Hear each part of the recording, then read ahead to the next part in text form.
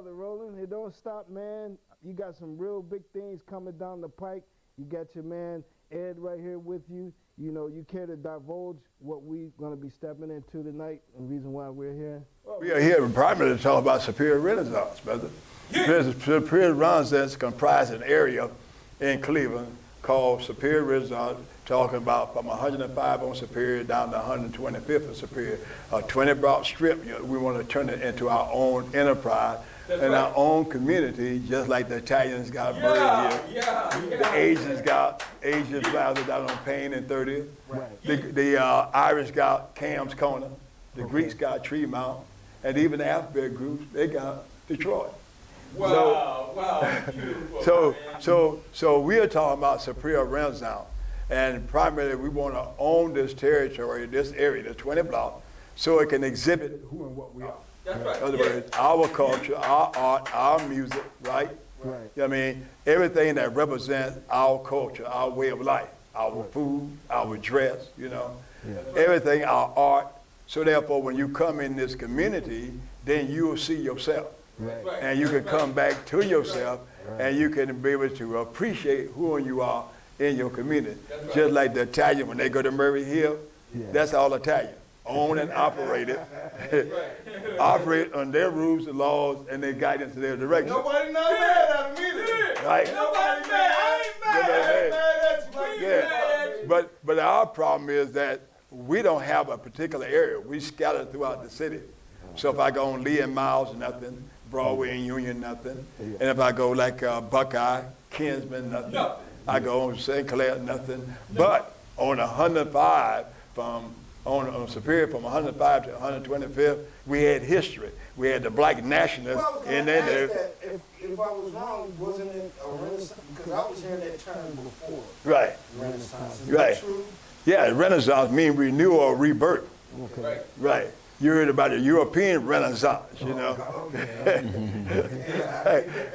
Well, we tried to. Renaissance is a rebirth and renewal. In other words, we did have this. We own and control this area. The black national on one end, the Muslim on the other end, down there 125th, 124th, with all the businesses and the mosque. Why do you think it didn't sustain the first go round? Well, the repeating right that because number one, the black nationalists brought nationalism and awareness, right? Standing up and take your own. Well, of course, you understand the enemy of white folks, the police didn't like that. And J. Edgar Hoover, of course, you understand, did everything with COINTELPRO to break up all black organizations. Okay. All right then. Yeah. So they began to have war with the Black Panther, Black National, and all that. You know, killing our brothers. You understand, put them in prison or kill them, and so that destroyed the movement. Okay, with the black national. On the other end, you had the Muslim, which was strong, owning all the business. But when Elijah Muhammad left, there was a split in the Nation of Islam, and that split caused the nation to fall. That's right. And so therefore, the power that we have from our nationalistic end and from our religious end wasn't strong enough to sustain that, you know. And then, of course, the young generation come behind us, they wasn't aware of what was really going on, and they weren't knowledgeable, so they weren't able to pick up the banner and carry it on.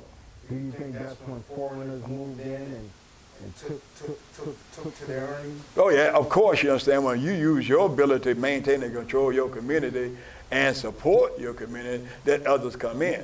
Because what happens is that once you fall, that's called a scattering. People start scattering, going in the other direction.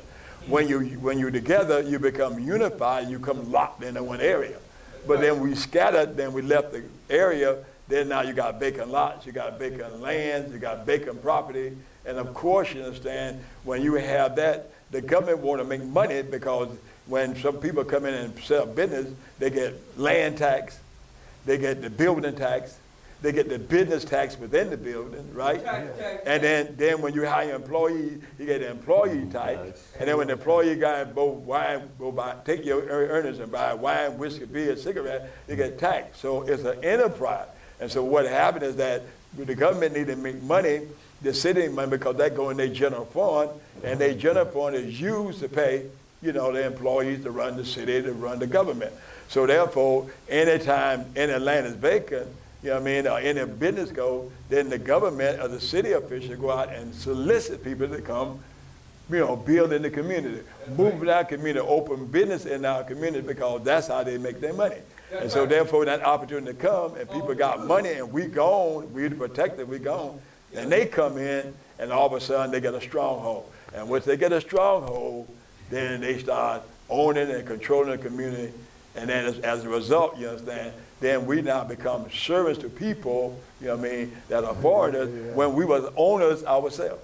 We become dependent. We become Do you dependent. think that's part of like the founding elements of gentrification and things like that? Yeah, of course. Not only just gentrification, that's for any people. It also goes for people who are looking to make money.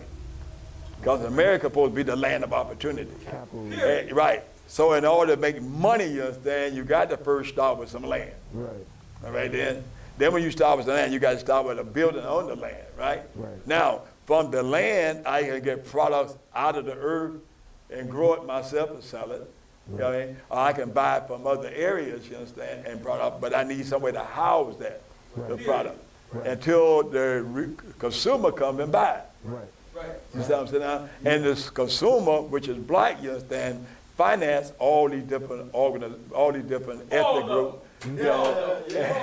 We finance them. Not only we finance them, they come in and sell us what we could sell ourselves, right? Right. They take the money and they go and buy and build another community because they want to be among those who they consider like themselves. They wealthy, they powerful, they in control, so they want to move out with whites who feel the same way. Right. So they move there. They take their money and what they do, they build there, they put their mosque or where their church or their temple, wherever they are in that area. Then they take the money and they send money back to their family from their motherland, where they're from. Then they take the money and they send all their children to college, university, right? So they get well educated. They allow their wives to stay home in a nice, fine house. They don't have to work. And then they take the other money and they take it and come to the city where they got their business and buy the property next to it. You know what I mean? Buy the land, you know what I mean? Own other businesses. And so therefore, we finance their whole reality when, on the other hand, we don't have anything. We have nothing to give to our children. So our children get engaged in crime, and so they don't go to college, university. They head down to 71, going all to prison. Up north, or become a dependent. Yeah, right. Right. Yeah. So what we're so Superior Renaissance is designed to change that dynamic and bring it back like they got it. That's right. Well, you got help. You're not just by yourself. You got a couple guys with you. You got Hobson right here. Yeah.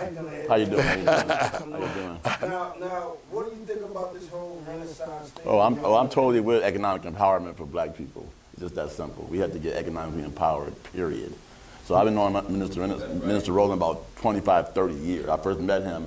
One of my best friends is in the nation, and he used to do a mosque down in Akron. And I used to kind of attend that. I never officially joined, but I used to kind of attend and follow their teaching. And I'm all about that economic empowerment for black people. And Cleveland is basically a black city. We have a black mayor, but we don't really control the city. We don't really control the economics in whole Northeast Ohio.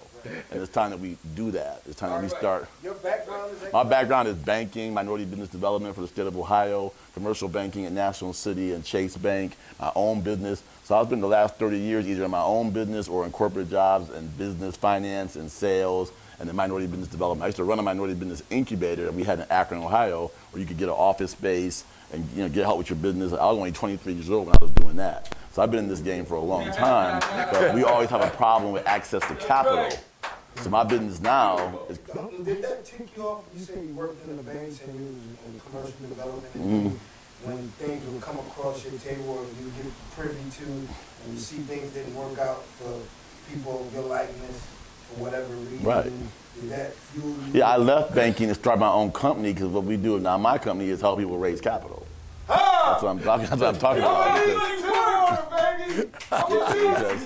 Because we always have good ideas and hard work and don't have the money behind it. And in this country, you need both. You need the money behind it and you need a good idea and hard work. And the money is available if you know how to access it. So what my company does now, we help people access capital. So Minister Roland came to me about this project. I was like, oh, I'm with it. We gotta take these storefronts to get them re-owned by black people, get them built up, get them financed, and not have all the money go to the suburbs or to the other areas that's not helping our people. Let me ask you a candid question. Is it a thing about, hey, Ed, you want to lean on you. You got those relationships. You can go through those doors. You can make it happen. That's what I do every week, every month, every day. So you don't have no issue looking out for No. I have a whole business downtown Akron where all we do is help raise capital. During the COVID year of 2021, we did 60 different loan transactions, mainly for minority businesses. Right now, through the programs that the that's government- not just through those. No, there are so many ways to access capital. We're not even aware of it. Believe me. I mean, I'm telling people to get loans who have felonies, who have bankruptcies, who have 580 credit scores. They are still getting 5- and 6-figure financing. So it's ways to get capital if you know how to access. Our people just don't know. Don't know. We say in our business, my business, when you know better, you do better, and it's just that simple. You have to be inspired, and have good information, and apply it. So I always tell people you need inspiration, information, and application. The problem is we getting caught up on watching the TV set, watching sports teams, watching our heroes on TV, watching reality shows. People who are achieving their goals are doing their thing, making their money, and we let your life pass you by. So I'm Ain't that the truth? Real talk. Ain't that the truth? Real talk. Hey, T. I was just watching his feet. see.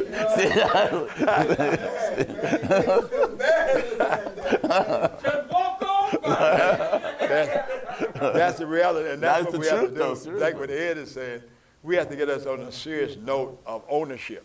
See, your whole direction changes when you think about ownership, and begins with the land because you come from the earth, right? And when you come from the earth, when you know that connect you to the divine, that connect you to the God, that connect you to the ancestors. And since your ancestors was builders and creators, once you look at that land and you start doing that, you understand, then those thoughts, you connected all those thoughts and ideas, then you reconnect yourself to the reality of life. Let me ask you a question. Are you finding it a hard sell, a tough go with the people in the community? Are you in the early stages? Like, where are we with it right now with the idea of controlling from 105th to 125th on Superior. Well, the process is that you've been in politics and you see politicians come through, been on your show, and there's a process. You start out with the idea, the vision, right? And then you start expressing your vision, right? People come along at different stages. They help you along the way. But you got to be out there talking about it, promoting what you want to do and all this. And then also when the people buy in, that's when the power comes, right? So what we're doing is that we actually come with the idea, we done put it out there, we went and looked at all the properties, all the land, we done talked with the city of Cleveland, the whole bit. Now it's power to make. Identified property. Oh yeah, we have everything from 120 to 105 to 120. Yeah, we on the ball. We done got some of these spots already. You know what I mean?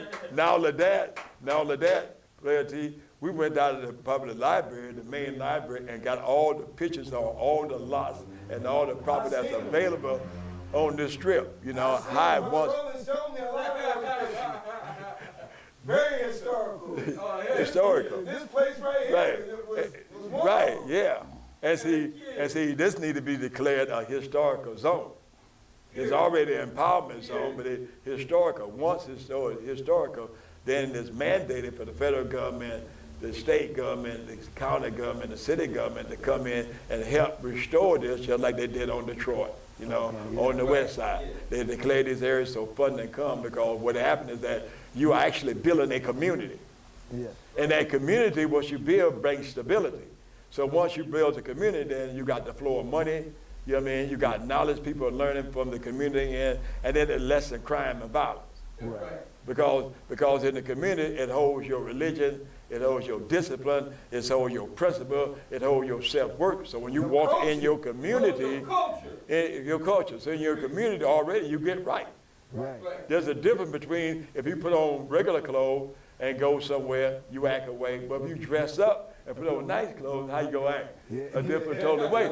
So my point is, the analogy I'm giving, if you bring out people to a community that they own and control from one end to the other, and the wealth that this community benefits them, you understand, then that brings out another side of the human being. Right? Now, here's the young brothers, they born with inspiration to carry the baton further. but they can't carry the baton further if you don't give them a reality so they can see what God has blessed them to do. That's right. That's right.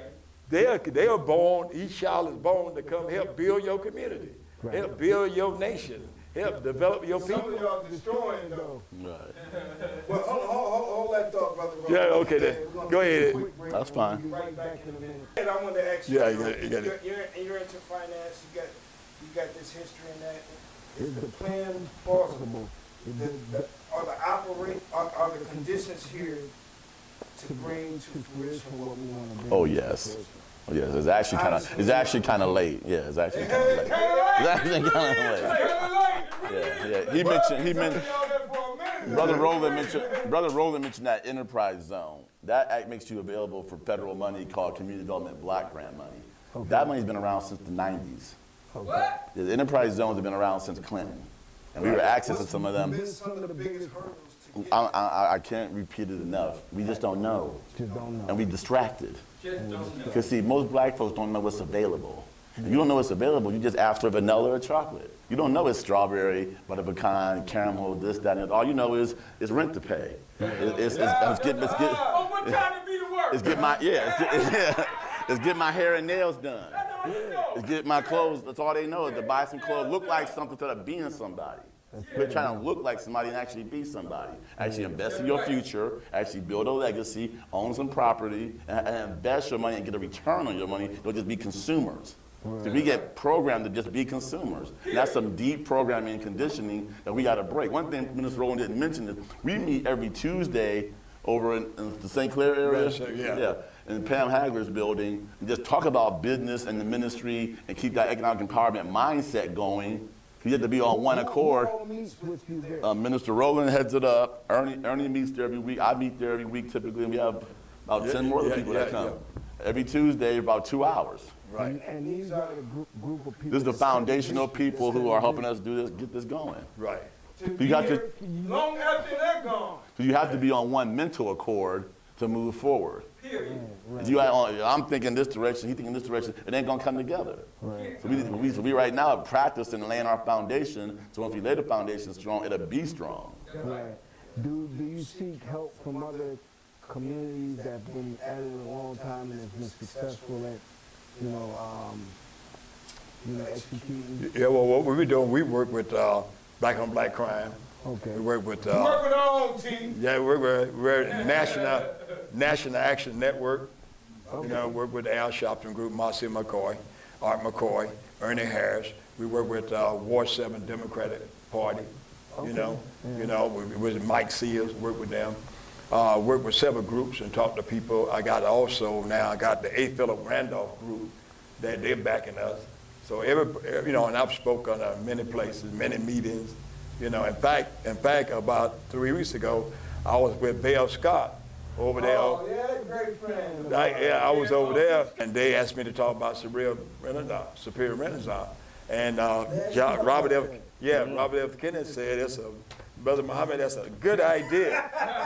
He pat me on my knee. That's a good idea. You know what I mean? John Barnes, they all looking. I talked with the mayor. Well, I wanted to ask you that because he's so young, but he seems so progressive. Right. So what kind of feeling are you getting from him and his administration? Well, when I first met with the mayor called the Muslims after Ramadan to meet with him, an agency, a group, that when he come up with a plan to say, I can do that. So what happened is he said that, he was telling them what he was trying to do, and then he says, I need help. So the thing is that if they need help, well, what do the city do? The city, you understand, is engaged in, when you go down to City Hall and you listen to legislation, Right. any bill that's passed, any policy passed, it deals number one with land, a building, right? Right. A business, right? Right. And people, and how that stuff functions with people.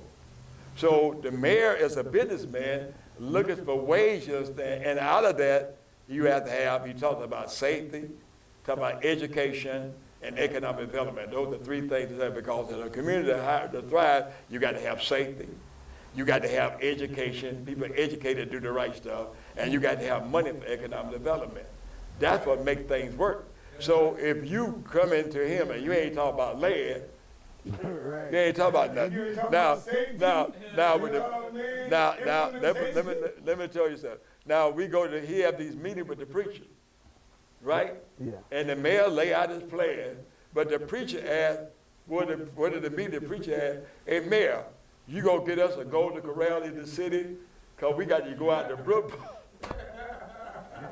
See what we worried about? We worried about. So I'm telling, so I told the preachers that you can't do anything unless you got an agenda. We need a black agenda.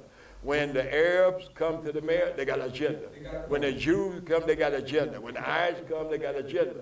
And the agenda deals with the area that they're in. So they ask the mayor, you understand, you want more taxes? You want more money from us? You want our community to go, you understand? Then you got to help us in economic development because they're a businessman, investment. The city is like a businessman, a banker. All they do is invest for money in return.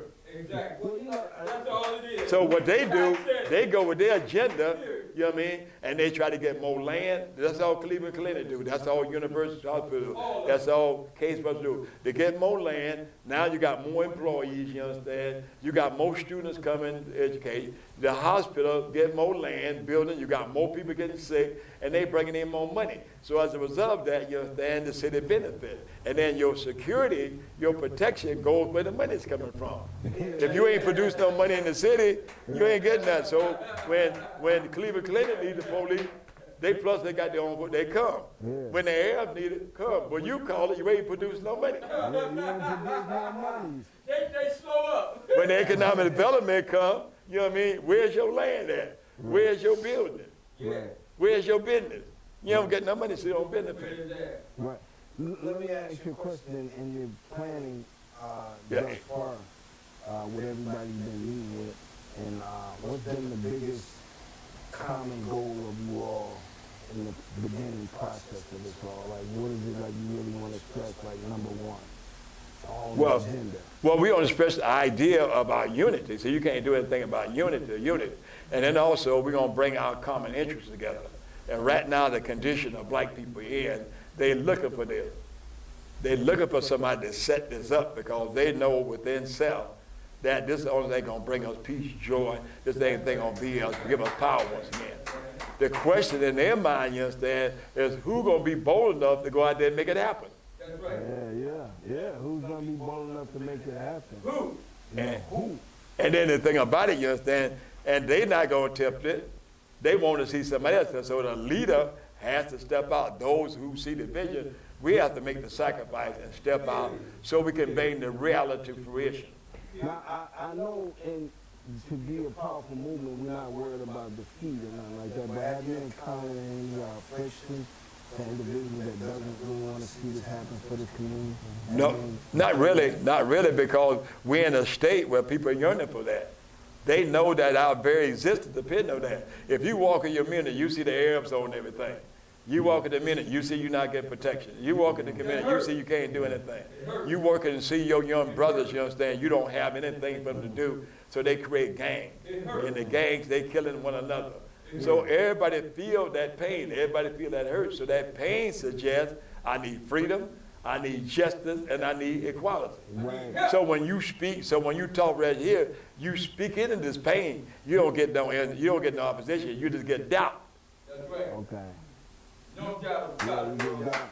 Well, So reason why is because I done heard people talk. But where's the one that has the fortitude and the strength to carry this thing to the end? Yeah. all they do is talk. Yeah, that's Who gonna carry the load? There was a guy in Seminole attempting to have a renaissance of Little Africa. I forget his name. Yeah, you know what I'm talking about, Mike Nelson. Yeah, Mike Nelson, Little Africa. And we would go down there and support him. I really wanted to see that happen, but it didn't come to fruition. But sometimes you have to see, more people don't realize that for you to do anything, you got to have God up front in your life.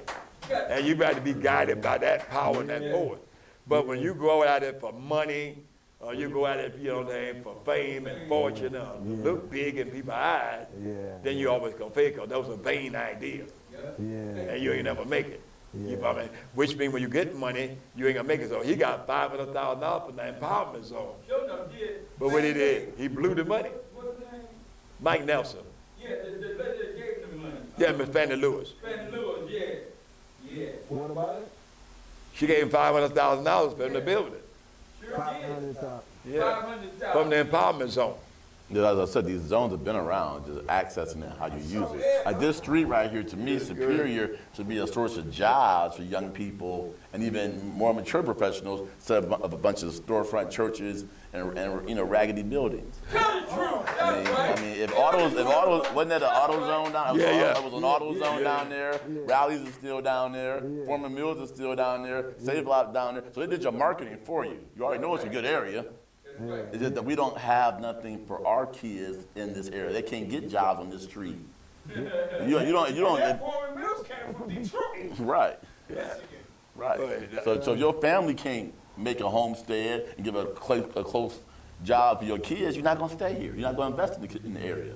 Right. You're going to invest in those same outreach areas, them same suburban areas, them same Cedar and St. Clair parts, and maybe Shaker Boulevard and all that, Van Aken. You're going to go over there because that's where the jobs is at. What keeps you motivated to want to go on an undertaking such as this? I mean, when you see things happen like with Mike Nelson and... Oh, I don't let none of that stuff. That's past. In my That's own something life, to learn what from. God has done for me gives me hope every day. I already know what I've been through and what I've come to do. I'm living the dream right now. So I don't worry about that at all. I just hope people take our lead and just get on board and do their part. And that's the thing. That crabs in the barrel mentality has to stop. That's what has to stop. That whole chasing, like I said before, chasing the entertainment and the athlete. Nothing wrong with that, but keep it where it belongs as a recreational thing.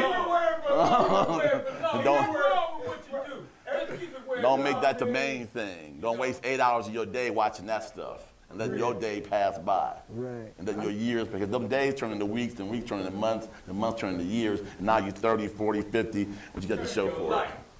Well, Brother Roland, I mean, everybody don't have the fortitude that you all and, Ernie has. So, are you actively recruiting people to be a part of the think tank, be a part of the action, be a part of the movement, like-minded individuals?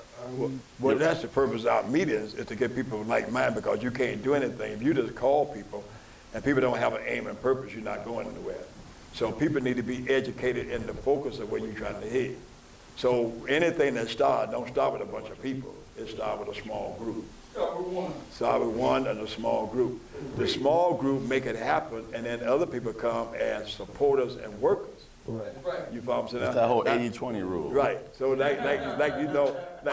been on, y'all been on these campaigns and whatnot, and you have all these politicians on your show. Yes, right? They come with their vision idea. As they move forward, one or two people come, then all of a sudden when they look pretty good, then more people come, right? But he's first starting the grassroots. Right. Start on the ground level. And then if he look good, then maybe some professionals show up. Right. Then after that, then if he win the primary, if he win the primary, and he has just one opponent, then here comes the big money people. They're coming. They're coming. Tell them like they So what you do is that you run this thing just like you run a political campaign. You get your message out. You don't ask for anything. Right. You just get the word out and let the people start talking. And the people said, "Oh, he look good." But the person that's running things, doing stuff, he has to have some type of character, some type of integrity. He got that, baby. Superior Renaissance group. You be right back in the middle. I got help. You know what I mean? I got Earnest Harris with me right now. Go ahead. Yeah, what's up, Ernie? How you doing, man? Oh, thank you, man. Back again, brother. You done teamed up with some great guys. Ed Hobson, you got Brother Roland right here. You got the Superior Renaissance group. How did you get wind to the plan and the thing for the Superior Renaissance? Well, I've basically always been looking a way to develop the black community. Okay. After about 23 years, I studied with Reverend James Bevel, who was the strategist for Dr. Martin Luther King. And The strategist who put it together. Come on, Ernie. You under the wing. let me just give you a little history about how I met Reverend Bevel. Okay. I was in Chicago. I was about 12, 13 years old, and we was playing basketball. And Reverend Bevel come on the basketball court and took my basketball and cut it. And he said, and I said, who is this little man? You know, Chicago, because I'm taller than he was. I said, who is this little man? He said, get over to the church and hear Dr. King. And so I said, certainly somebody with that much seniority, I better go over to the church and listen to Dr. King. And I was kind of catapulted into the movement in Cicero, Illinois. My job was to march outside of the marchers with a baseball glove. And as white folks threw rocks, we had to catch them and put them on the ground. We couldn't throw them back. Dr. King said, it can't be nonviolent. Don't get in the movement. So we was catching rocks and bottles and putting them on the ground, keep them from hitting the marchers. So that's how I met Reverend Bevel. Then re-met him when he... Yeah. And I got reacquainted with him in '79 when we had the school strike here. He came to Cleveland to teach a science called Human and Community Development. Well, what is that? That means human and community development, that you have to get the man straight before you get the land straight. There you go. There you go. This is why I'm working with Minister Roland, because we have to get an audience of people, workers, that have one goal, one desire, and that is to get this renaissance done. And we have to be clear thought, and we have to put aside everything that would stop us from doing it. That's right, everything. So That's how I know we're going to be successful with this. that was gonna be my question. Do you feel like your talents and your history, being in the trenches, in the streets, can lend itself to what you want to see happen with the Renaissance? Yes, but there's a science. And there's a science that takes 4 parts. If you ask a question, you got to get an answer. If you get the answer, then you do the work. If you do the work, you get the right results. So we can't fail. The only thing can fail is the opposition that we run into. Right. We can, because we're going to do the scientific process of how to get it done. Do you think the psyche of the community will catch on as things start to develop? Absolutely, because everybody wants their own. Every man have an innate desire to have his feet on his own land. Every man have an innate desire to have his business where he teaches his children skills. But they don't have to grow up to be robbers, but they can be craftsmen. And every man have that desire. Now, when the truth is handed to the people out here, oh, yeah. That's it. Go ahead. Yeah. Now, you say you've been wanting to see something like this happen for a very long time. Right. It happened after Reverend Bevel died. He told me on his deathbed, he said, Ernie, well, actually, he was on his deathbed, and I'm saying, but we was on the phone. He said, Ernie, he says, create precinct government. Create precinct government. And I swore to him I would work with precinct government until the day I die. What is precinct government and why I work with that? Precinct government is the undergirdment of institutions of any country. The smallest form of government in this country is precinct. And if you don't run your precinct, everything else is illusion to you. Oh, man, If you don't get goods and services coming to you, to your door in your precinct, you don't have a government. You wish, want, and hope you have a government, but you really don't have a government. So I've been teaching people how to run, develop, maintain, and administrate their church, government, business, clinic, home, and school. Work in unison in that precinct. See, say you was a precinct committeeman. Well, you got children in your precinct.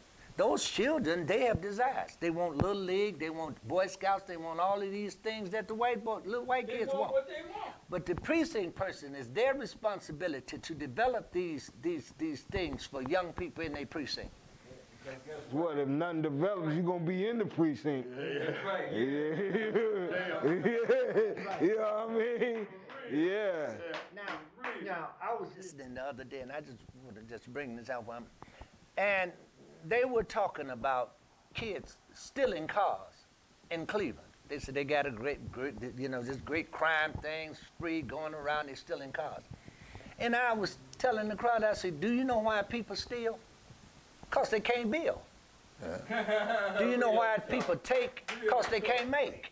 That's right. So what if we open up a school and take all these kids who've been stealing cars and give them a year that they have to go to this school, and we teach them the science of how to build cars and put them together? You think they will ever steal another car? No. Are you drawing They're this? built. Are you drawing this from your Background in the vocational services? Are you? Well, part that, part life. Yeah, because for instance, the guy who runs General Motors. Say, for instance, someone stole his car. Do you think he'll get mad and go to fight? No. He'll just simply call down, say, y'all set me up another car, that one's gone. Period. Why? Because the science of how to make cars is under his administration. So why don't our children have sciences under them? Because they haven't been taught. And Minister Roland said earlier, education. We need education. And as we go through these streets, we're going to educate on the enterprise, black enterprise. And we're gonna walk it, we're gonna talk it, we're gonna live it and breathe it until it becomes a reality. I'm with you. Agreed. Of course, you see this coming to fruition. You know, if you got the opportunity right now to speak to the people in this community, what would you like to say to them to get them on board, to be receptive and get this ball rolling? Well, the whole idea is that you always talk about the future. See, we keep our mind in the past and the present. But white folks, they talk about the future. What they're going to do 5 years from now, 110 years from now, Not the past. 20 years from now. Yes, sir. But when you're future, you're saying you're not looking at you. You're looking at your children, Yes, sir. right? Because they are born with a destiny. They're born with a vision that God has given all of them. Period. And we are supposed to prepare a way for them so when they come in, they can stand on our shoulders or pick up what we're doing and expand it. Their job is to expand it and grow what we left. That's right. Yes, You sir. know what I'm saying now? So the whole idea of this, the Fear Renaissance, is setting up for our future. Now, we got these young brothers coming up. They are real giants. They supermen. They're real intelligent. They're real smart. But Yes, if sir. you don't have an environment where they can express who and what they are, then what happens now? Then what are you doing to them? You are killing their aspiration. You're killing their desire. You're killing. So they are angry group of brothers, bunch of brothers and sisters, women and children, and they're angry. They're not angry with some of the white man. They're angry with us That's period. because we ain't left them Period. nothing. That's right. You follow me now? They want freedom. They want justice. They want equality. So when you see the little brother on the freeway doing the wheelie on the motorcycle, he expressing his freedom. He expressing his independence. But according to what he's doing, the law. But if you own the land and you own the community, you tell brother that pastor do everything you want to. That's right. But like I was telling the brother, you understand? I mean, Eva Knievel did all that expression. But out of what he did, he built an empire where everybody getting rich now. Yes, sir. That's a great one. We celebrate Evil Knievel. But he made money. But then the thing about it, look at the skill that they possess in doing these things. Yes, sir. Look at this. Even like I said, a brother that's selling drugs, you understand? He's a smart brother because he has to think on 5 levels. He has to think on 5 levels to do what he got to do. He got his baby mama at the house, so he worried about her. He worried about making this money. He worried about somebody sticking him up. He worried about somebody trying to rob him or the police come. So he got to deal with the cold and the element. So in order for him to do that, he has to condition his mind to set on seven levels in order to survive. So when you look at the brother, you don't look at no dope dealer. You look at a genius out there doing that. Genius, period. He's a So genius. what you do is what you do as a man, you tell him, brother, keep your skill, keep your knowledge. Let's change product. Yes, sir. That's all you got to do. Yes, Change sir. the product. I like that. Change product. That's all you got to do. Change the product. Change the product. Hold on, and he'll show you great because each generation comes supposed to take the society of the civilization to the next level. Something totally new. That's right. To benefit what? The present generation and the generation to come. Generation to generation to So we have to think in terms of what we're doing for those, and that's what they're looking for. Where the old schools at? Where the old men that teach us? Look at all these guys that got all this great knowledge, that been on their job. For Youth are feeling like that? Like, youth are feeling like Yeah, that? that's what they feeling. They angry. You ain't left me nothing. they angry. Because they angry because they are fit with a society, right? And a structure and a system, you understand, that they can't navigate because we don't give them the truth. Why they can't navigate? Because right. Because when they try to navigate the system says there's a law on this, you can't do this. There's a law on this, you can't do that. You can't qualify because you don't have this. You know what I mean? You're black. You know what I mean? You profile and all this right here. So he got to try to navigate on that. You ain't gave him no defense against that. None. So he angry. But when the anger, what they do, they take the anger out, not on you, they take it out on one another. That's right, period. They take it out on brother to brother or brother to sister. And so that's what you see all the violence. Father, You know what I mean? Brother, But the next thing is that, the next thing you got to realize, kids hurt. this is the generation of deliverance and this is the generation of salvation. This is the warring army. Confidence to say that. Huh? Will give you confidence to say that. Because they fearless, they bold, they daring, you understand? Definitely. They ain't afraid of nothing to nobody. They don't mind dying. Definitely. Cause- Definitely. So for you to move forward, you They ain't understand? afraid. Yeah, they like the children of Israel that went and took the promised land. So I mean, when the old generation was afraid, they would start out with Joshua, Yeah, because in order to get what they want, they got to take it. Yeah, they got to take it. But now with guns, they got to use their mind to take it. That's right. That's right. That's right. And the old generation who got the skill, here's the thing about that. The young brothers, you don't have nothing to give them, so they are classified as thugs and criminals, so they go to prison. The older generation who are retired from the job, 40, 50 years, got all that experience, right? Rather than come back to the hood to give that experience, they go out golfing, partying, chasing women. You follow what I'm saying now? And then after they go through the job, they go through all this training and skills, they go through all the discipline, exercise on the job, the physical body. The minute they retire, the mind stopped working, the body stopped working. Everything 2 years later, guess what happened?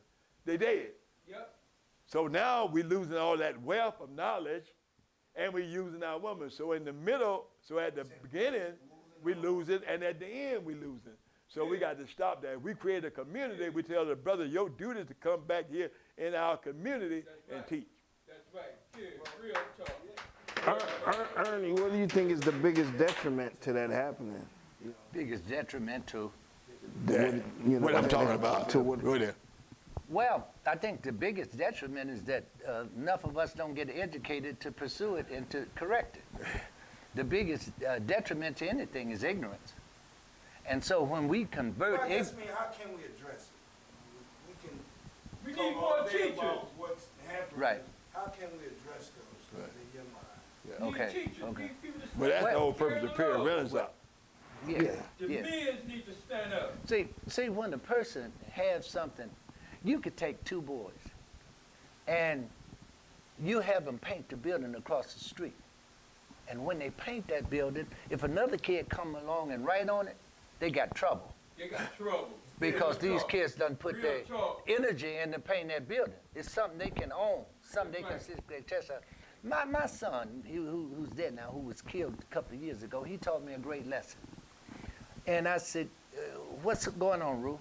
He said, Dad, I'm playing in this basketball game and I need some shoes.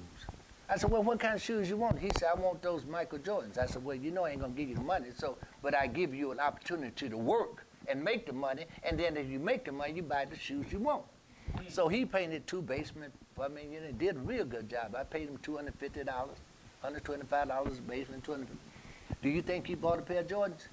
Heck no, he put too much work in to go to spend on Jordan. And that's the answer. See, he went and bought him a pair of $65 shoes, stuck the other money in his pocket. You know what I'm saying? What he taught me, that what you gain without sweat, you give away without regret. That's right. That's what he taught me. Say that then. And so Say so that. it is. Say that. Say that. Say that. Say that. So what it is with these young people out here, we got to include them in on the work. Right. And when they do the work, they're transformed. See, it ain't us that transform. It's they God that transforms. That's right. No We have doubt to about it. provide the work for them to do it. Yeah. No doubt about it. Yes, sir. You know. Yeah. And see, the other thing is that they are natural born human beings that come to supply every need we want. That's right. As a race of people or any people, when they have a need for anything in life for their advancement or growth, you understand, a children are born. Yes, sir. You follow what I'm saying now? And they are born to bring this idea in. That's their determined idea. Then they bring it in. All right, there. Now, we need deliberation right now. We applaud a doctor being born, a lawyer being born, a scientist being born. But we don't realize, you understand, what we are being born right now is warriors, Period. soldiers, who ready to fight, who ready to fight for our independence. That's why you see they don't mind dying. They killing one another. And since they don't have a military area to practice and train, they train with one another. They train with one another. Yeah. They sure do. And They minister, train with one another. Minister. But all they need is a general to come on the scene and says, fight. And what you fight for? Land. And that's the first thing they get when they come a group. That's what they look for. Land, turf. Mark it off, don't cover my turf. The police know that, so the police come with the drugs and gun and pit them against one another. Yep. And bring the little sisters in and have the little sisters instigating. So that's how all this killing goes on, because it's being manipulated, and they manipulate our natural need and our natural desire and our natural inspiration and ability to do something, because we're not there redirecting the course like Natural anything. instinct. and let me tell you this. Do you know when we look back at Tulsa and how they came in Tulsa and burned it down? Those was black businesses. Those was black institutions established. But do you know why we couldn't stop them? We didn't have an army. Didn't have an army. Army protect commerce. That's right. That's what the army is for. That's It's why to they got protect an army. businesses.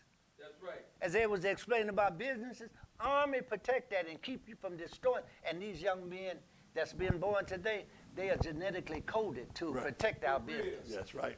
Genetically, That's it. culture, They already, they born that way. their DNA. said It's because all of of them. conditions that Yeah, conditions make Absolutely. you what you are. Yeah. I can agree with that. I can Agree with that. Yeah. You know, so Brother Roland, if somebody wanted to support the Superior Renaissance Group in any way, form, or fashion, first, are you looking for that? And second, how can they? Well, of course we look for that, or we just need more help in getting the message out. That's it. And that's the reason why we're on the show, to try to get the message out so people can come and say, well, I want to be a part of that. And part of that is helping us spread the message. We're not asking for any money or nothing like that. We just want that idea to flourish. And when people realize that idea, it will fit their very nature and the core of their being. And once they realize that and they become a part, they'll bring all their energy and effort to make it happen. That's what we're looking for. Yeah.